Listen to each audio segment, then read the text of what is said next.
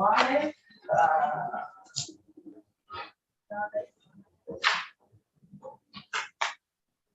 You tell me when we're ready. And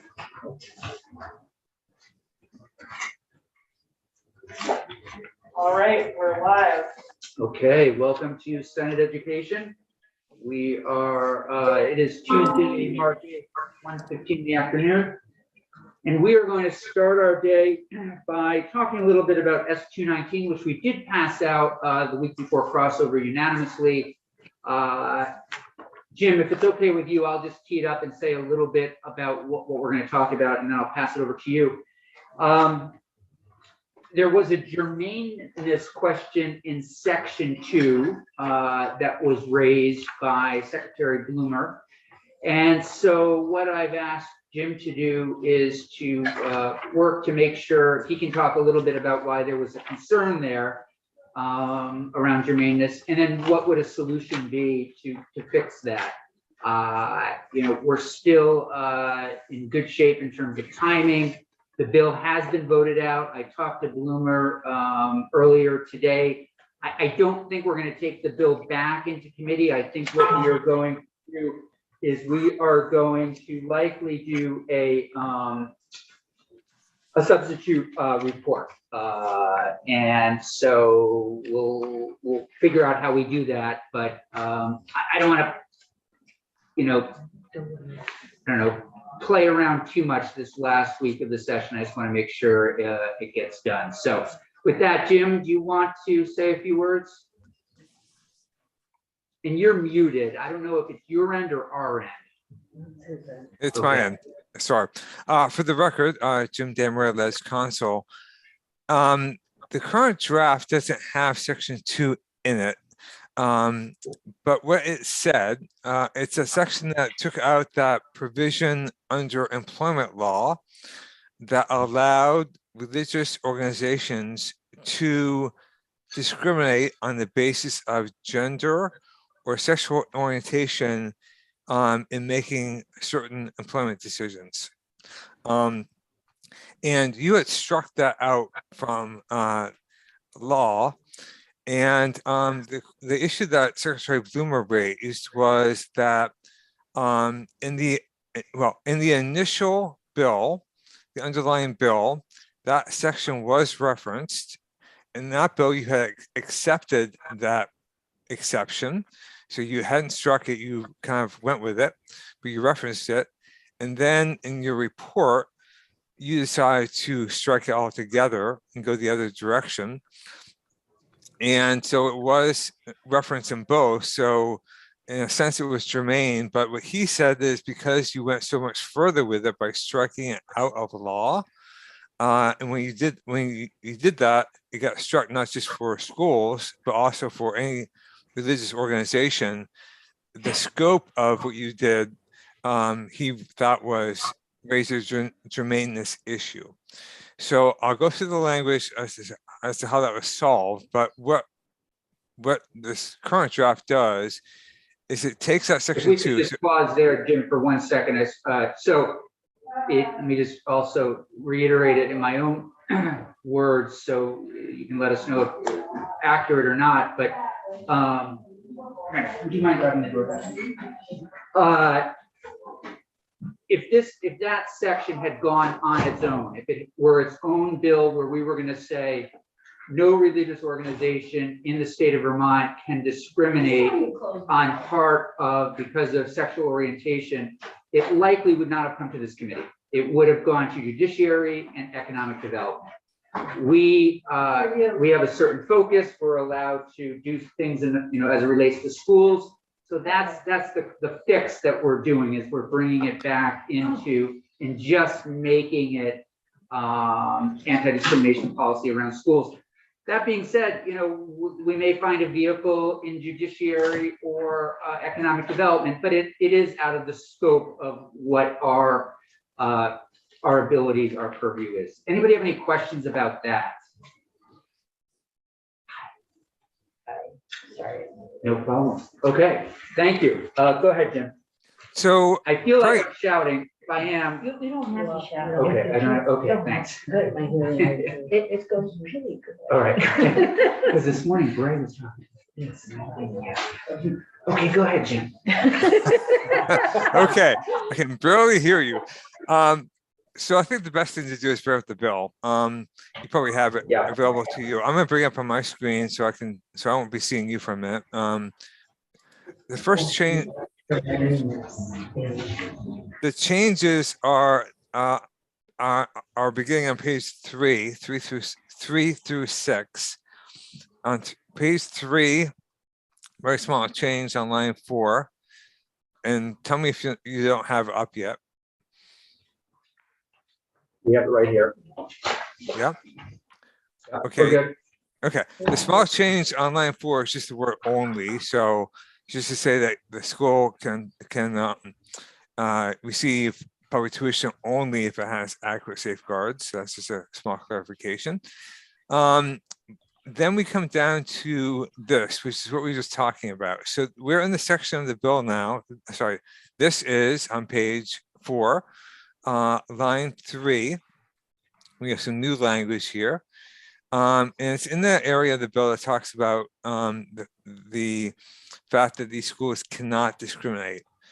So what this now says is that notwithstanding that section that you have repealed, which you're not repealing now, so notwithstanding that section, which is now still current law, which permits religious organizations under limited circumstances to discriminate on the basis of sexual orientation or gender identity with respect to matters of employment. So notwithstanding that, approved independent schools eligible to receive public tuition shall not discriminate on the basis of sexual orientation or gender identity with respect to matters of employment. So it's just carving out a more narrow exception than you had before, and it only applies to schools. So that's that fix. So before I move on, are there any questions about that language? No. No, So okay, good. just- Senator Hooker, Yeah, please. sure. So the germaneness of it was that it applied to more than schools, and this bill deals only with schools. Correct. Yes, Senator Chin. I guess the only question it has falls outside of this committee, and I'd be curious if our current policy allows the state to send public dollars for transportation, for anything else, to institutions that might actually discriminate on sexual orientation and gender identity, but that would be a discussion for a separate bill. Good question, but yeah. Please continue. Okay, all right. So then we come down here. We have a change in the definition of indoctrination, and Professor Teachout mentioned that the definition we had in the bill was quite narrow. That definition had been that it means the process of repeating an idea or belief to someone until they accept it without criticism or question. And Professor Teachout said, well, schools wouldn't say they do that. It's a kind of a narrow definition.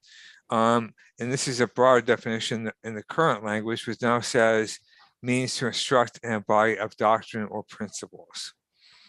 So it's basically a broader definition of indoctrination. And then we go to page 23. Oh, sorry, no, we don't. We go to page 5, line E. We have new language. It says no private right of action. And it reads, no private right of action is created by this section against an approved independent school eligible to receive public tuition for non-compliance with these requirements. And it says the state board is authorized to use its powers to revoke, suspend, or impose conditions on these schools if they fail to comply. And the state board will establish and maintain due process to investigate and resolve allegations of non-compliance. So what this is doing is it's saying that the only remedy under this act is the state board revoking, suspending, imposing conditions, etc., on the school, and that individuals cannot sue under this act. And that is, I believe, in line with the committee's intention, but also this will help the legal integrity of the bill, because if you're creating private rights of action here, then you get into concerns over whether you can actually take away the right to discriminate under, like, the Guadalupe case and some other of those federal cases we've talked about. By taking away the private right of action, it reduces the chance of challenge under those Supreme Court precedents, and leaves it only to the state board. So this is purely, therefore, framed as conditions to receiving state funding, and not doing anything more in terms of creating individual rights of action. Is that clear? Yes. Okay. Then we go into page 23. So we get there.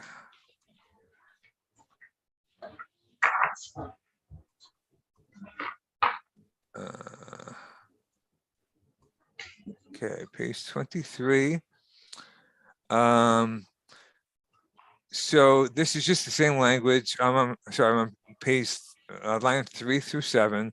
So we're now in the contract section where it has to be in the contract. So earlier we were in the conditions for approval.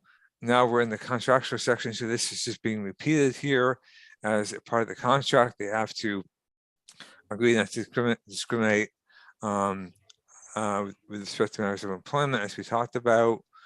And then again, the definition on line 18 of indoctrination has changed to be updated in the contract as well. And then page 25, line 9, again, another conforming change on indoctrination. Again, in the contract, now we're talking about the contract for out-of-state schools. And 16, we've got a new transitional provision. It's on page 26, lines 4 through 8. And it says basically it's protecting schools who have enrolled students in this school year, protects them to be able to receive tuition for that school year, because this act takes effect and they won't have time to qualify under the new rules. So this is just protecting them so they can get paid for this year. And that is it. Any questions? You're voting this out as an amendment from the committee? So what we'll do is, I'm going to talk to Bloomer. What I think we would do is use what is called a substitute report. And it's something I've not done before. I don't know if, Jim, if you want to say anything about it, you may know more about it. Don't. But what we would do is keep the bill in approves, let it make its way through approves, which probably will take, I would think, a week or more, given their schedule. And then when it gets to the floor, we would substitute what's there with basically this new report.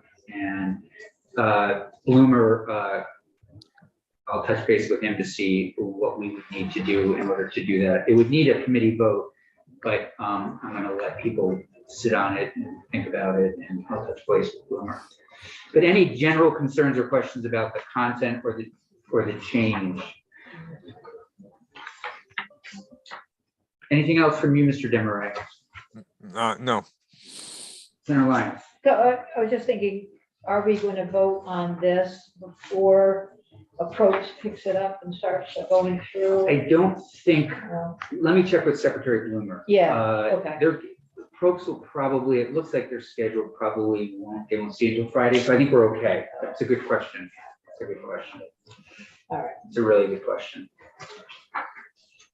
Yeah, Senator Chin. Being the first time I've been in this room, I'm very interested in this map right here. So the white areas, are those the unincorporated where the ascending towns? So that's Senator Pertwit's map. And Senator Pertwit, do you want to say a few words? Those are the sending towns, correct? I thought that was the Act 46 map. That was about. That is the what- actual, yeah. What, So what it's not the district? towns that are are actually pushed. Yeah. Sorry. Thank you. No, it's a good question. Well, we're on anything else about the room?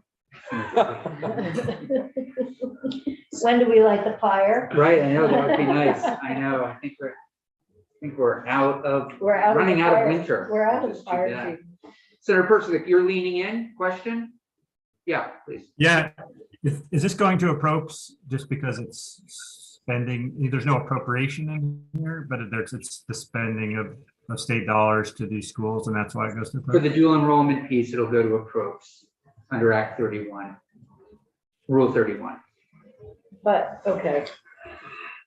But the changes that are made won't influence the decision about the dual enrollment. No. Okay.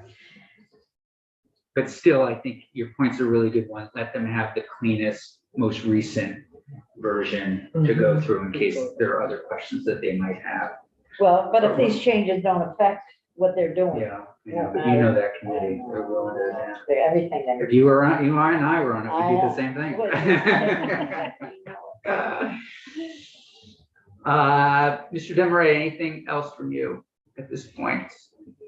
Okay, all right, so I'll touch base with Secretary Bloomer, just so that we all, for those watching, sort of know where we stand. 139 and 283 are both on the floor Thursday. This will be on the floor. S219 will be in approach probably for a week before it's on the floor.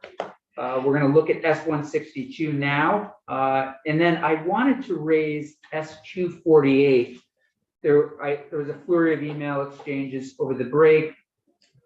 So I just want to let folks know, my plan is the House has already sent us an H bill that has to do, H456, that has to do with school governance. So we'll take testimony later this week, a little bit next week, and see what the preference of the committee is in terms of how to look at those issues of shared governance. So I don't want anybody to think pulling a fast one in any way. Yeah, so we've got time. So good. All right, so let's pivot. S162 have our folks arrived? So Jeff Gannon is actually in the State House Oh. on another matter and just requested to join in person. if Terrific. possible. Yeah, see anyone object to having, okay, have them, yeah. All right, I'll email him. He'll be on his way. Okay. I think because we thought this would run a half hour, but it might be a little behind. But I'll email them. I'm not used to having paper. This is tough. This is difficult. Yeah, is anyone else? I believe, Okay, would you let him know too? Yeah.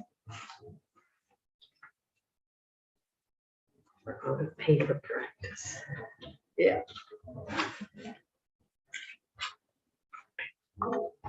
We'll just wait for Mr. Fannin.